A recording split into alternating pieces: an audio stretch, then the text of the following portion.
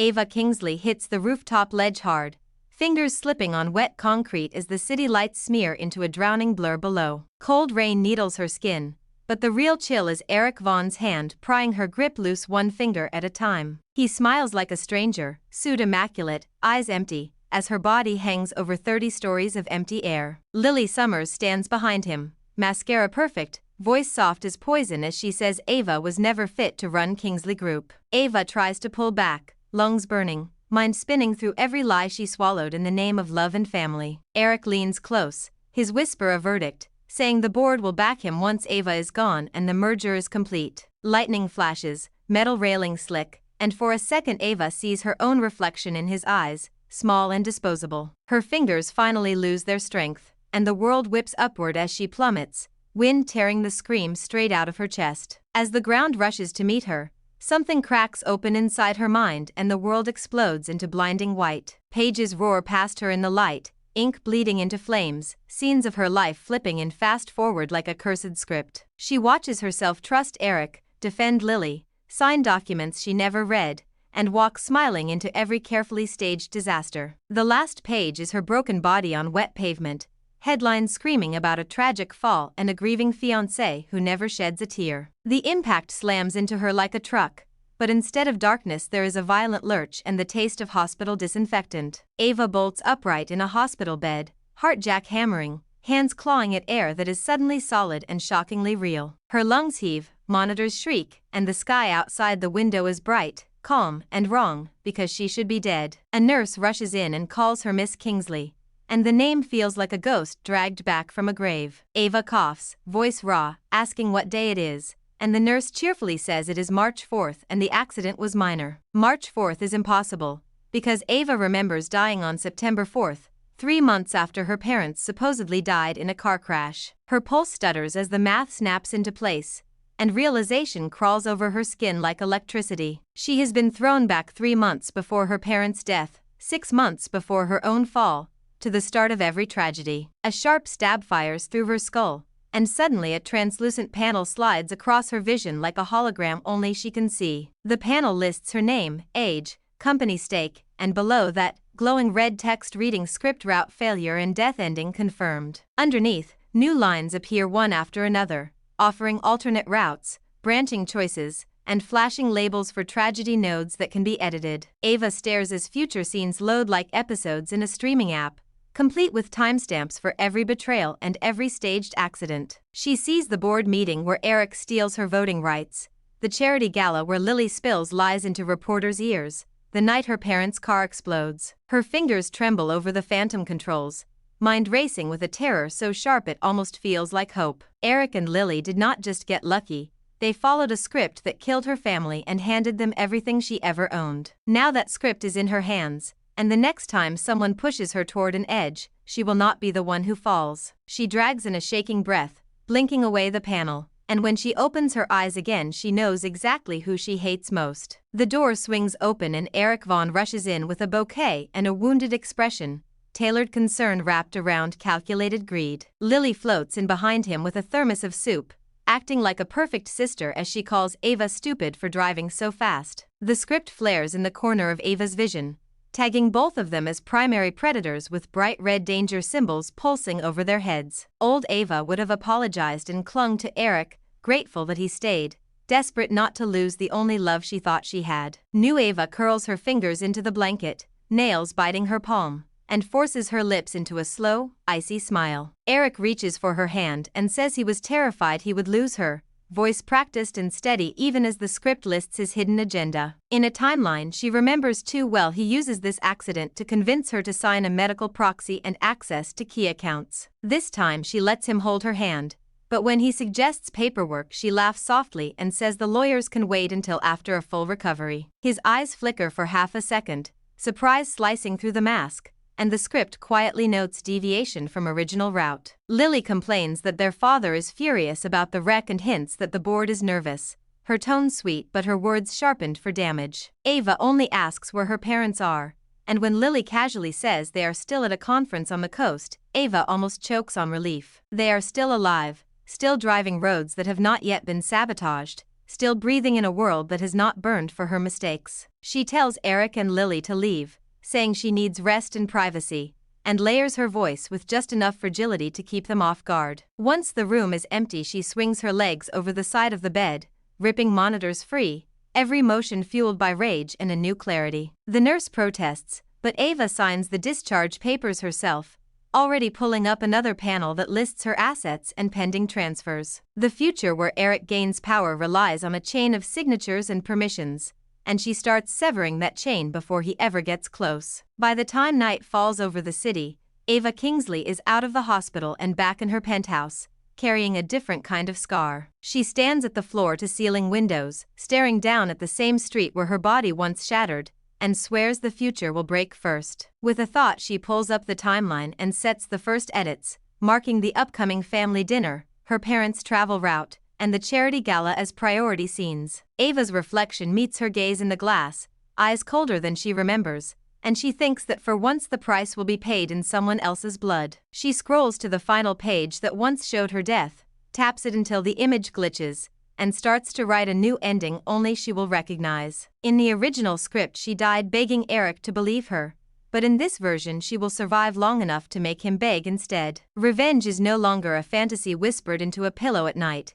It is a structured plan with stages, deadlines, and names already written in red. 3 days later, the Kingsley family townhouse glows with warm light, but Ava feels nothing but the chill of impending impact. The script hovers in the edge of her vision, highlighting tonight's family dinner as an early tragedy node if she behaves like the old her. In the original route, Lily Summers spills wine on Ava's dress, twists a few words, and convinces their father that Ava is spoiled and reckless. That scene cracks trust just enough for the board to push Ava out of key meetings, clearing a lane for Eric to take control. Ava watches it play out in a ghosted overlay, translucent images of her past self laughing blindly as the trap closes. This time she walks into the dining room in a tailored black dress, hair sleek, expression cool enough to frost the silverware. Her father greets her briskly, still in his suit from the office, while her stepmother offers a hug that smells like expensive perfume and mild judgment. Lily is already at the table in soft pink chiffon, eyes bright,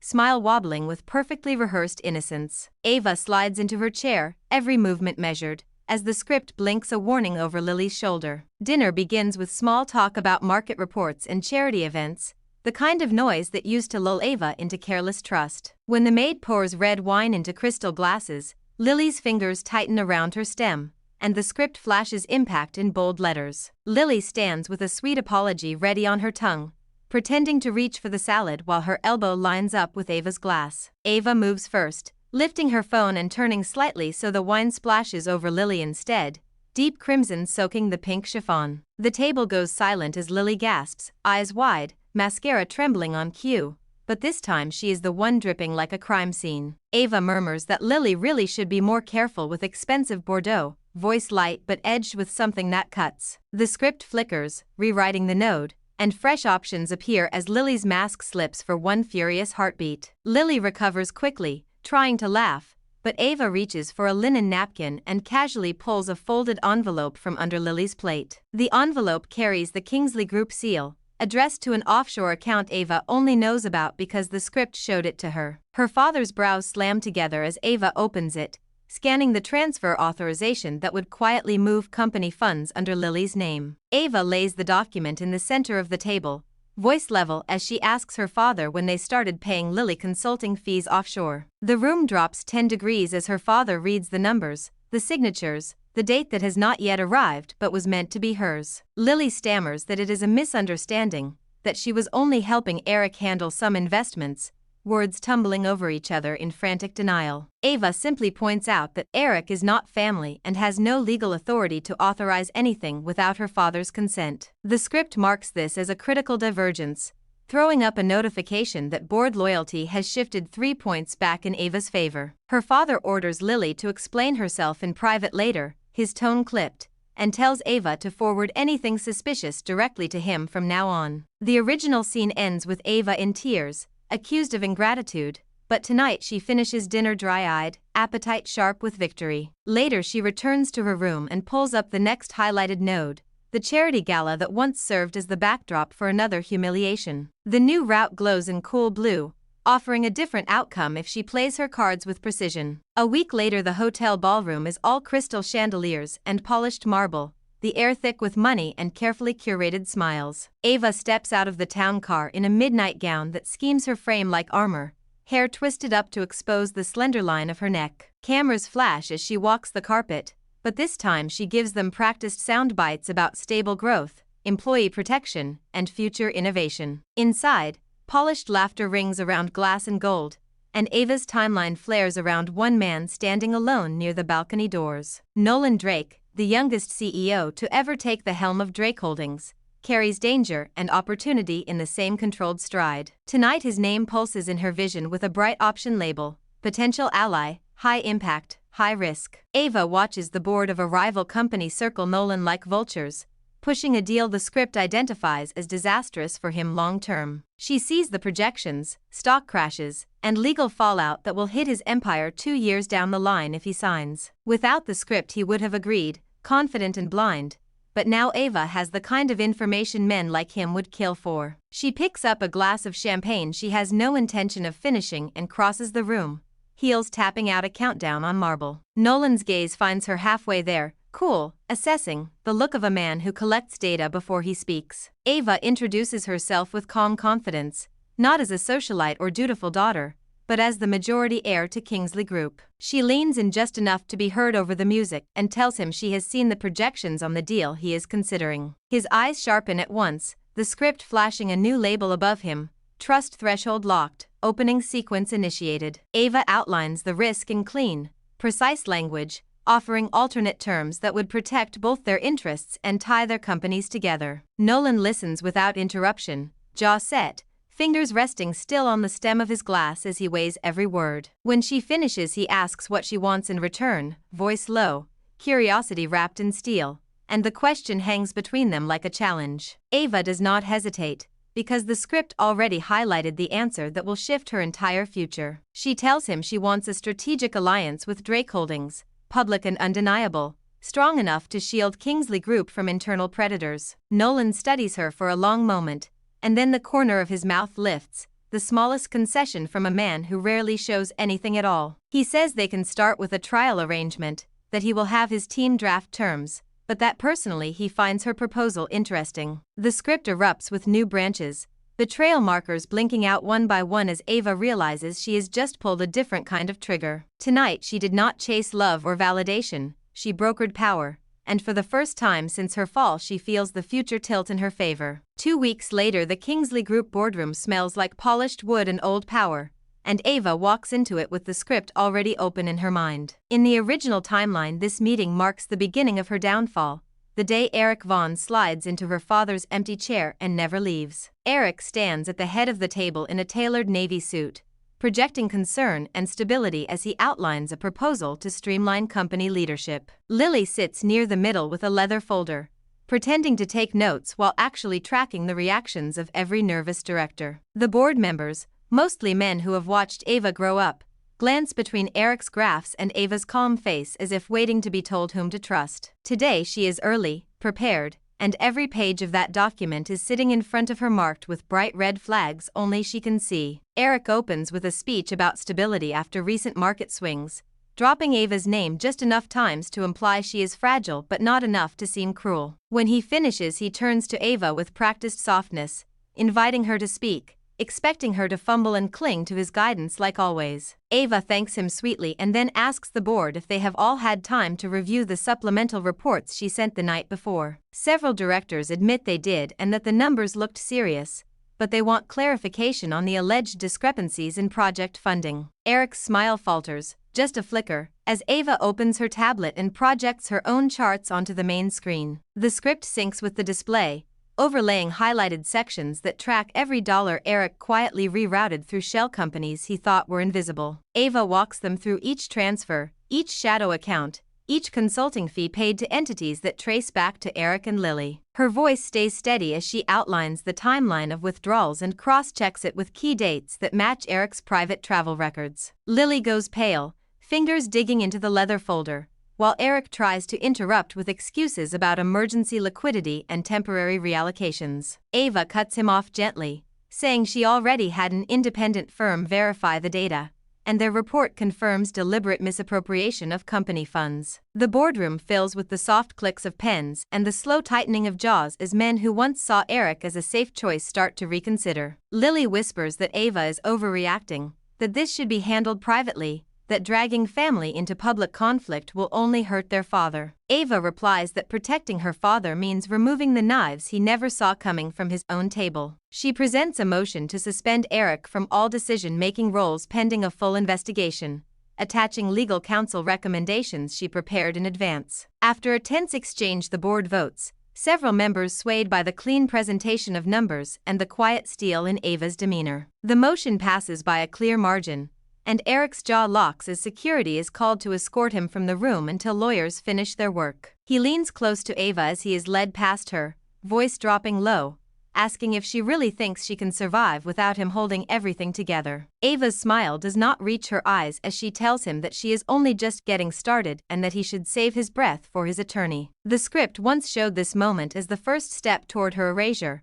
but now it tags it as the initial swing of an executioner's blade. Later that night, Ava meets Nolan Drake in a quiet private lounge high above the city, the windows reflecting two sharks learning how to share an ocean. Their provisional alliance has already rattled competitors, and tonight she intends to deepen it by turning Eric's downfall into an opportunity for both their empires. Nolan listens as she outlines the boardroom events, his expression unreadable, fingers lightly tapping the rim of his glass. He confirms that his analysts have verified her data and discovered even more rot in companies connected to Eric's network. Now he offers to accelerate the process, suggesting joint moves that will freeze Eric's assets, scare off his allies, and send a warning through the entire market. Ava can almost see the script recalculating, future headlines rewriting themselves to show Eric's name attached to scandal and failure instead of quiet success. The thought should feel cold, but all she feels is a fierce, clean satisfaction that hums in her bones like power finally finding its true owner. Nolan watches the flicker in her eyes and says there is something almost terrifying about a woman who comes back from the edge refusing to waste the second chance. Ava replies that terror is just respect with teeth and that anyone who helped write her death scene deserves nothing less. So she simply says that once you have seen how the story ends,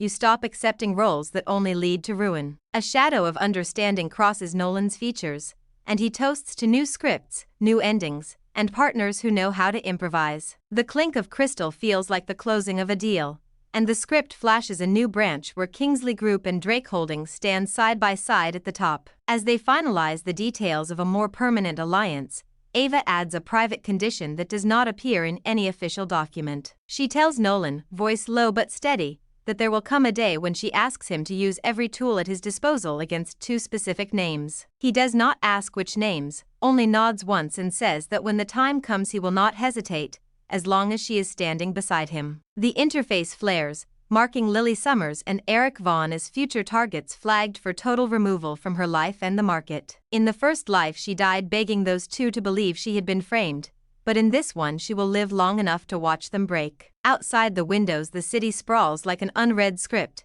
and for the first time Ava feels like the one holding the pen instead of waiting for the page to turn. The night before her parents return from the coast, Ava sits alone in her study while the script pulses a deep warning red. A note opens over a map of the highway, marked with a countdown and a single word, collision. She watches the ghosted scene play out, her parents' car boxed in by a truck and a black sedan before metal folds like paper. In the old route no one walks away, and the report lists it as a tragic accident caused by bad weather and driver fatigue. Now the script shows labels on each vehicle, hired crew, tampered brakes, falsified maintenance logs waiting in some back office. Her hands tighten on the edge of the desk as she drags the timeline back and drops new options into place. She reroutes her parents' return, switches them to a private security convoy, and assigns a veteran driver she trusts. Then she calls Nolan and tells him she wants eyes on every company that ever did quiet work for Eric Vaughn. He does not ask why, simply says his people will move,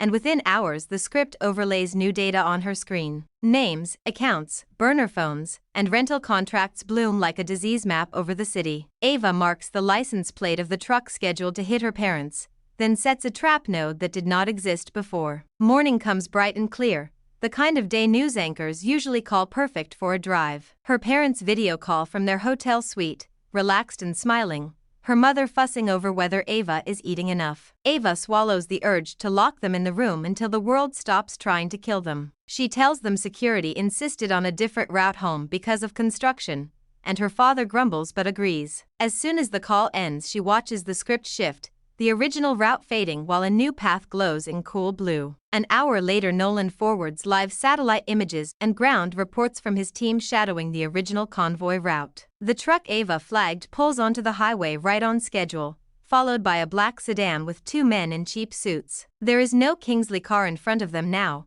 only an unmarked police cruiser and an unmarked security vehicle Nolan arranged. The truck driver realizes too late that the timing is wrong, slamming the brakes as sirens cut through the air. Officers move in from both sides while cameras record every second, and the script updates with bright tags, evidence secured. By the time her parents cross the city limits in a different lane entirely, the men paid to murder them are already in cuffs. At the townhouse gate, Ava meets them with steady arms, pulling them into a hug that lasts a little too long. Her father jokes that she is acting like they came back from war, but his eyes soften when he feels her shake. That night, Ava invites Lily and Eric to dinner at the townhouse, using the same warm tone she once reserved for apologies. The script highlights the evening as a high-impact confrontation node, variables wide open, potential outcomes branching like glass. Lily arrives in white, eyes bright, trying to reclaim the role of gentle sister who always stands by the family. Eric arrives exactly on time,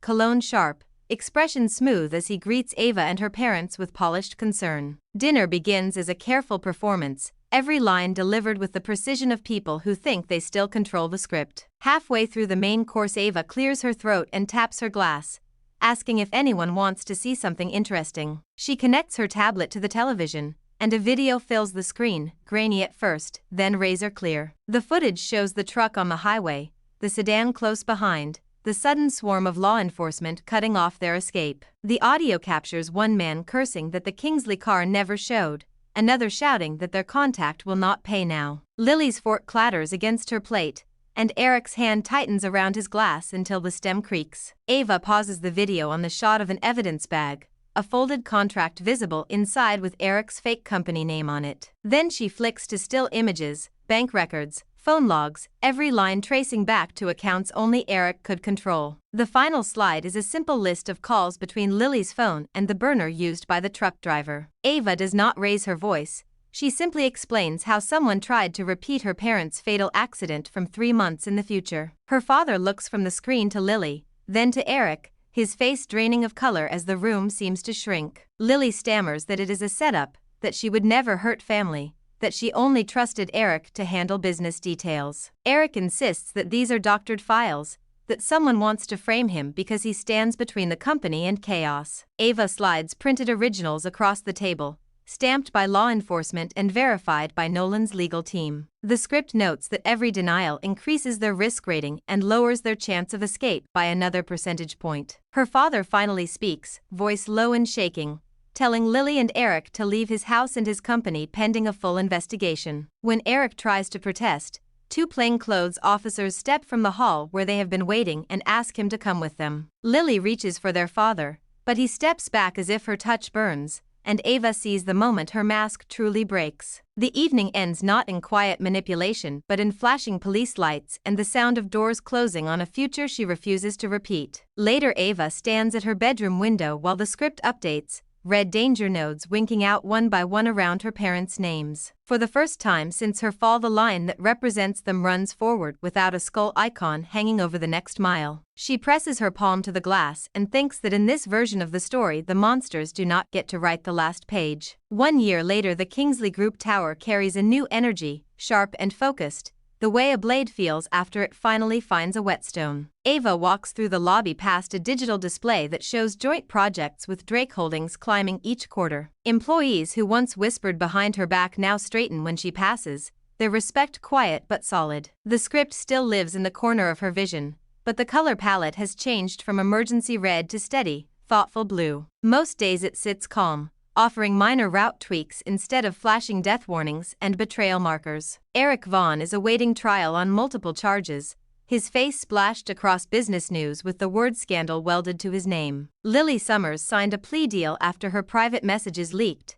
and now lives far from the city with no access to company money. Whenever their names appear in the feed, the script shows them as fated side characters, their paths irrelevant to Ava's main route. This morning she steps into a boardroom full of both Kingsley and Drake executives, the air bright with anticipation. They are here to finalize a merger that will cement the alliance she and Nolan built in late-night meetings and carefully staged moves. Nolan stands at the far end of the room, tie loose, sleeves rolled, as if he came straight from a battlefield instead of a breakfast meeting. He smiles when he sees her, a real one that softens the angles of his face and never appears in any annual report. The script tags him as primary ally, emotional anchor, potential partner, and Ava almost laughs at how clinical it sounds. They walk through the agenda together, dividing responsibilities with the ease of two people who already trust each other under fire. When the lawyers finish their part and the documents are signed, the script pings softly and adds a new title to her route, Empire Architect. That night the two of them escape the corporate celebrations and end up on the rooftop of the tower that once framed her death. The city stretches around them in every direction,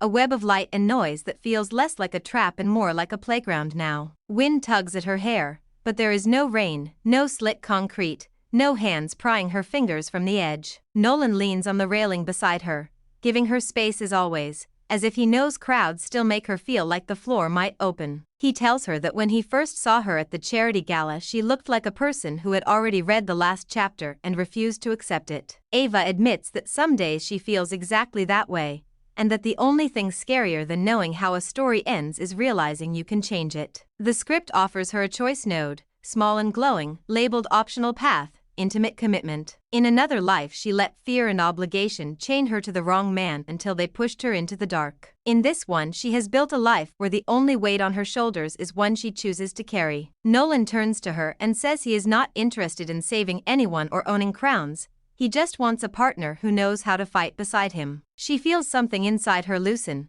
a knot tied on the pavement of that first fall finally pulling free. Ava tells him she does not need saving, but she would not mind someone stubborn enough to stand with her when the script tries to get cute again. For a heartbeat the world holds still, and then the script shifts. The route that once ended with her name carved into stone now stretches forward into open, unwritten ground. The system quietly updates his label from potential partner to confirmed, using a simple word that makes her chest ache, home. Months blur into a new rhythm, board meetings and charity events, late-night strategy calls and early morning coffee in shared kitchens. The city learns to speak their names together, Kingsley and Drake, not as rivals but as a single current that keeps reshaping the skyline. Every now and then old ghosts flicker at the edges of the timeline, faint reminders of bridges that once led straight off a cliff. Ava keeps them there on purpose, not as scars but as signposts so she never forgets how far she has climbed. On the anniversary of the day she should have died she stands on the same rooftop again,